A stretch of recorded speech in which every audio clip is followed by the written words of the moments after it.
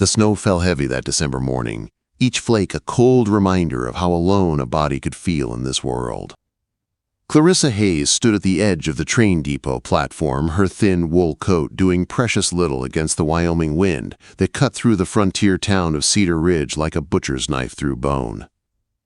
Too young. Mrs. Peaton's shrill voice carried across the platform meant to be heard.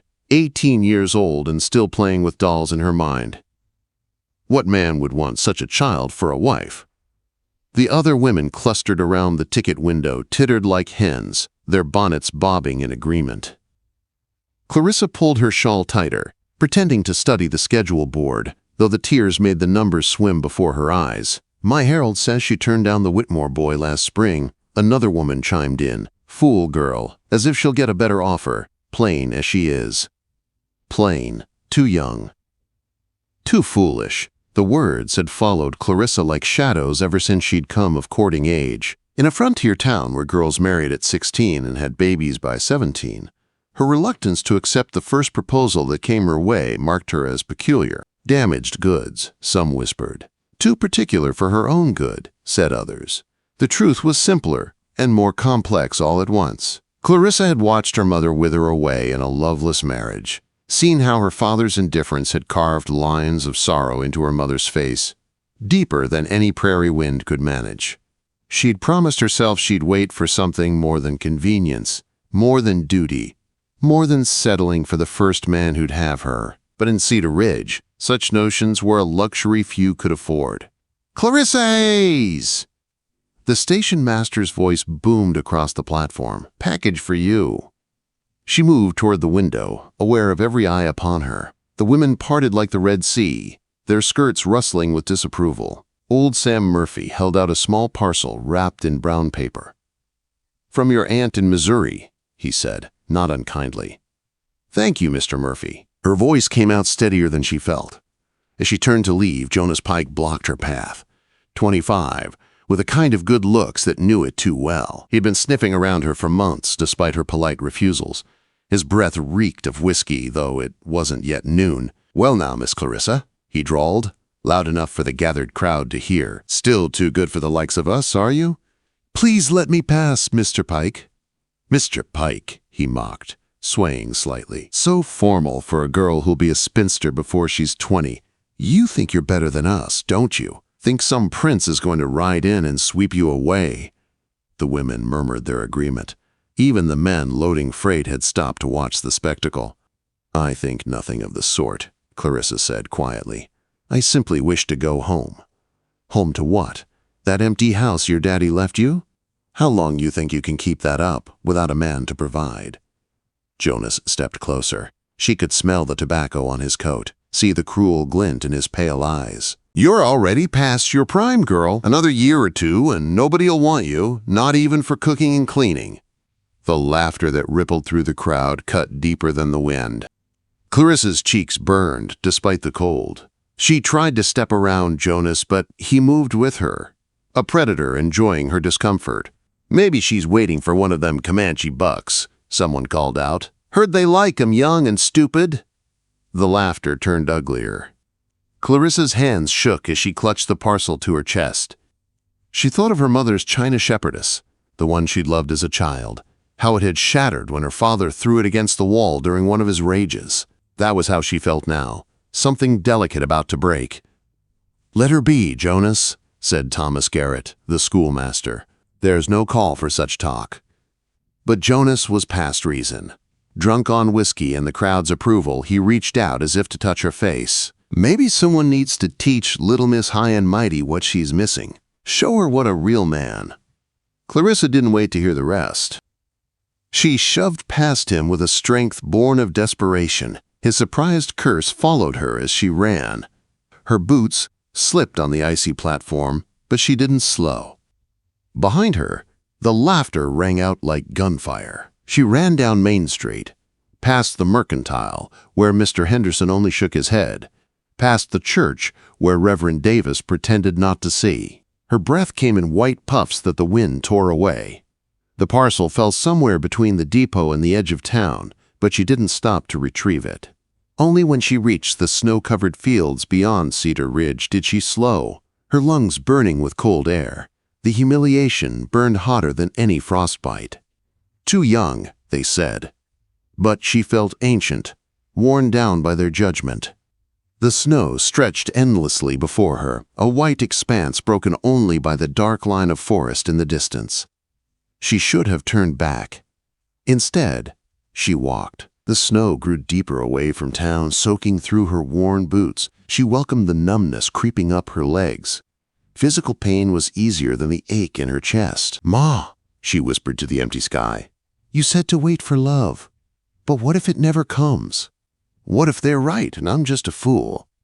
No answer came, only the wind's lonely howl. By the time she reached the open prairie, the storm had begun to build again. Snow fell thicker, the world fading into a blur of white and gray. Her strength gave out. She stumbled, fell to her knees, and stayed there, the cold biting into her skin through the torn fabric of her skirts. She was 18 years old and utterly alone in the world. Too young for love, too foolish to accept what was offered, too proud to bow her head. The wind rose to a scream, driving snow into her face. She tried to stand but fell again. The world had turned white in all directions. There was no town, no sky, no path, only the endless snow and her fading heartbeat. This is how it ends, she thought. Not in drama, but in silence. Her body swayed. The numbness spread upward, heavy and slow. Then, through the swirling white, something moved.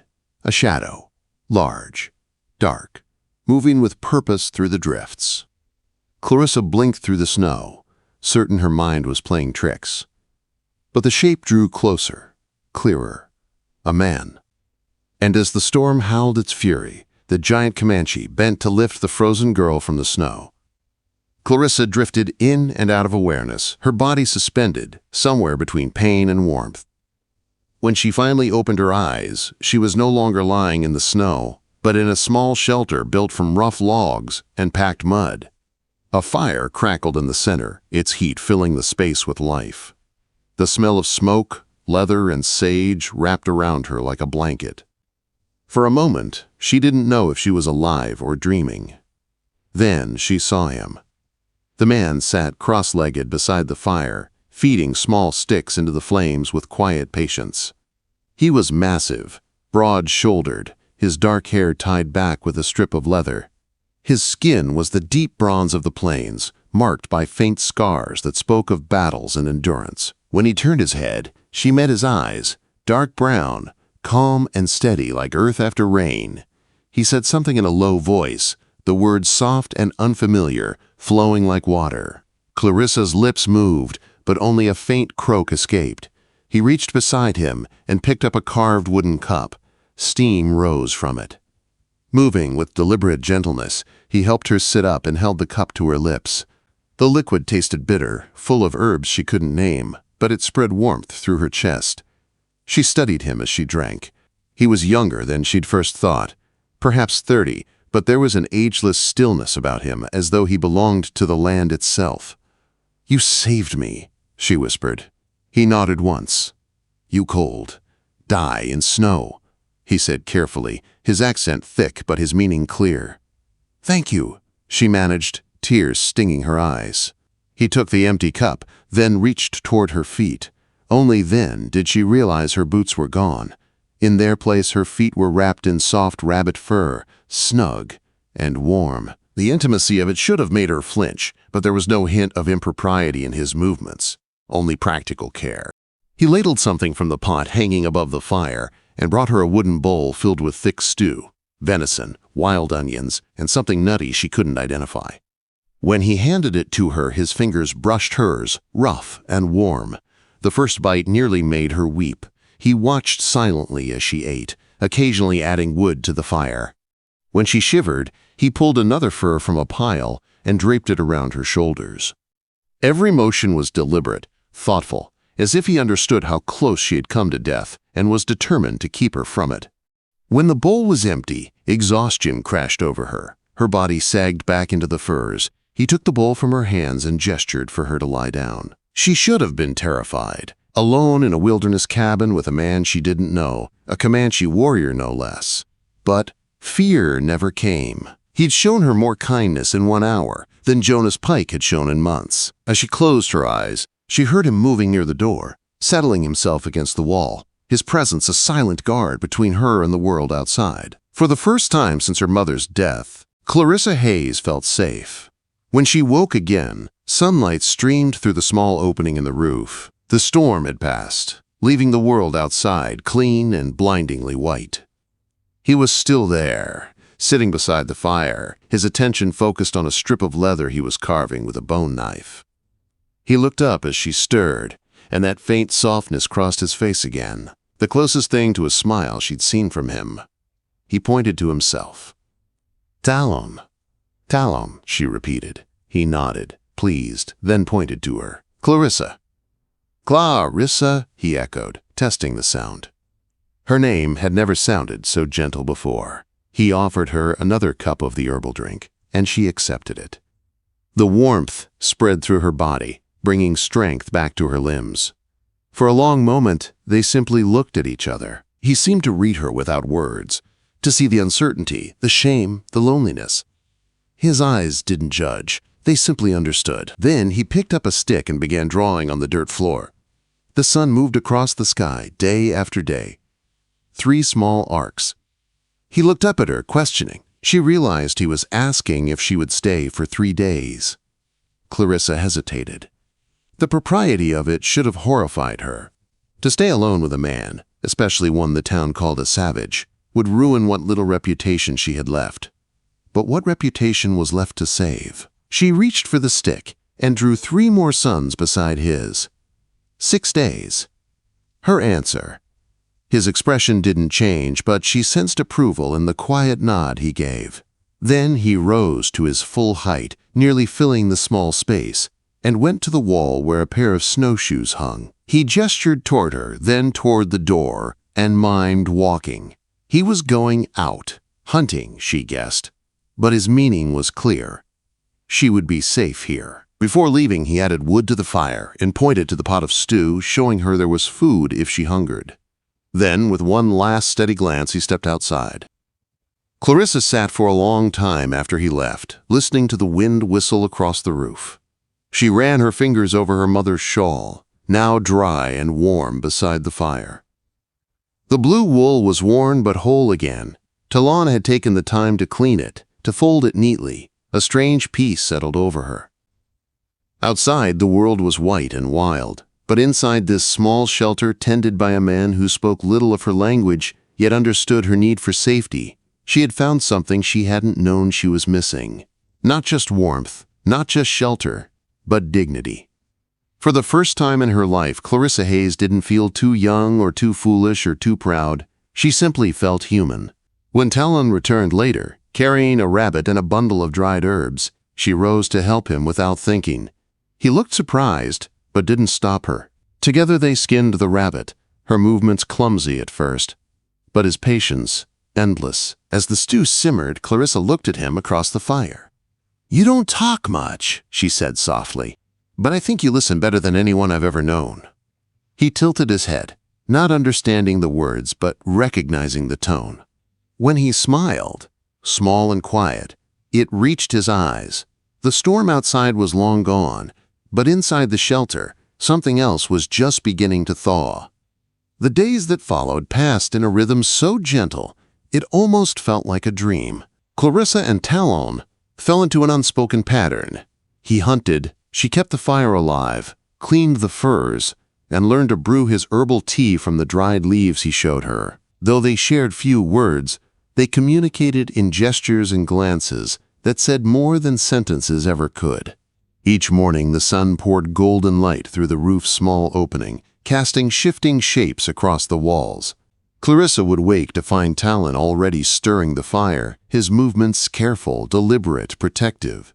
He would hand her a steaming cup, and their fingers would brush just slightly before he went about his work. It was in those small touches that something fragile began to grow. One afternoon, he surprised her by handing her a knife, its bone handle carved with care, and motioned for her to follow. The air was crisp, the snow crusted with a thin layer of ice that crunched beneath their feet. They walked in silence through the forest until they reached a clearing where a small stream glimmered between the trees.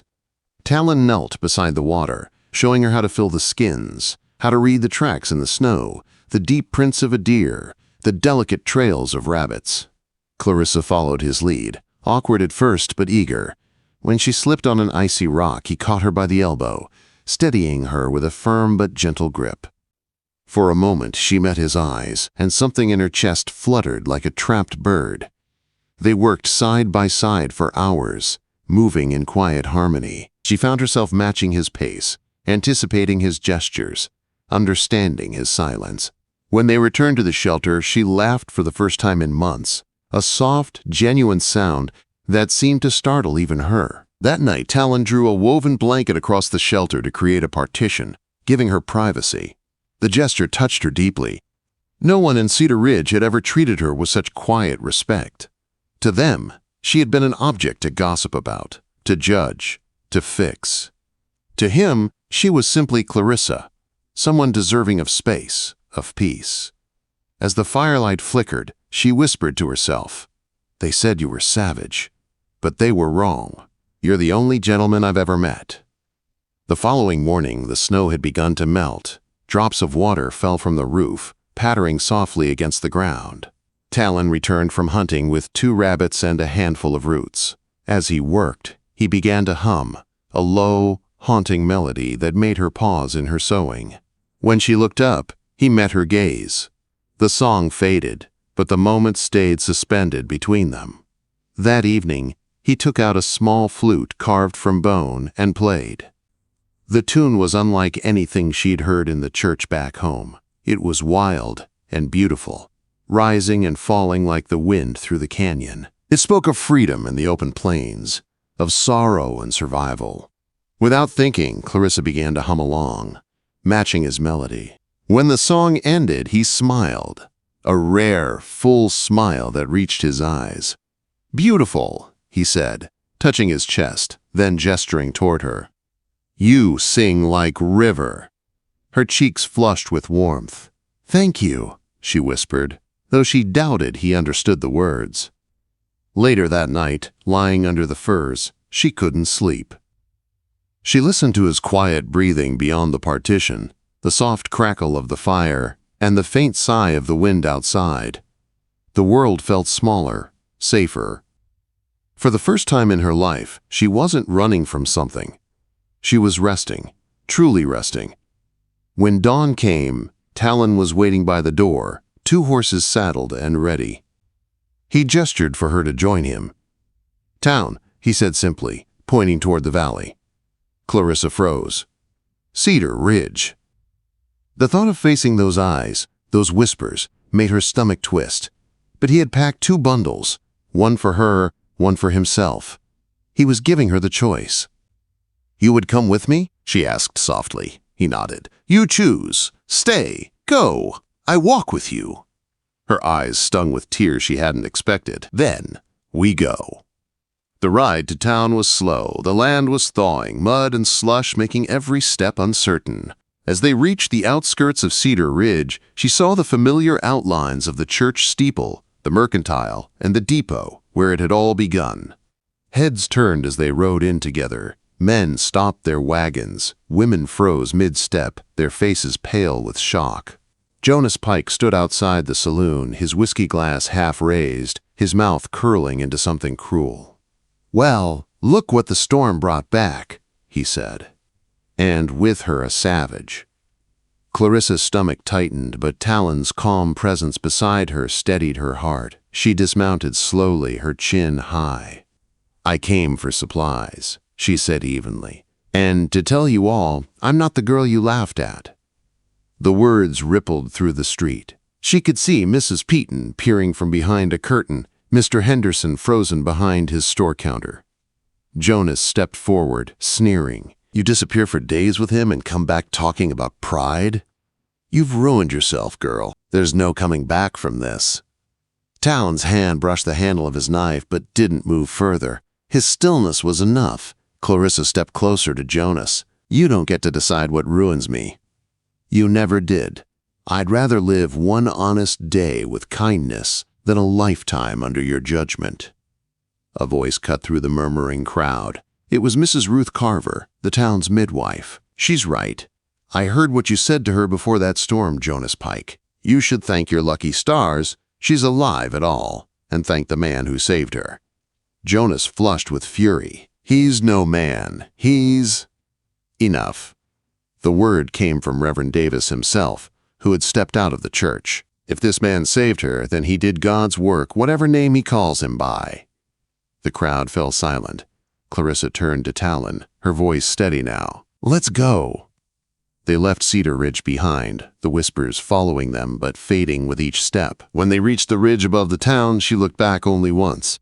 The building seemed smaller, the people even smaller still. "Your choice," Talon said softly beside her. She looked at him, this man who had asked nothing, demanded nothing, and offered her the freedom to choose her own life. "I choose to go," she said. "With you?" He nodded once, no triumph in his face, only quiet understanding. As they rode toward the mountains, the sky opened above them, endless and blue. Clarissa didn't know what waited beyond those peaks. Talon's people, a new world, maybe love itself, but she knew one thing for certain. She wasn't too young for love. She was exactly the right age for courage. And for the first time in her life, she was free.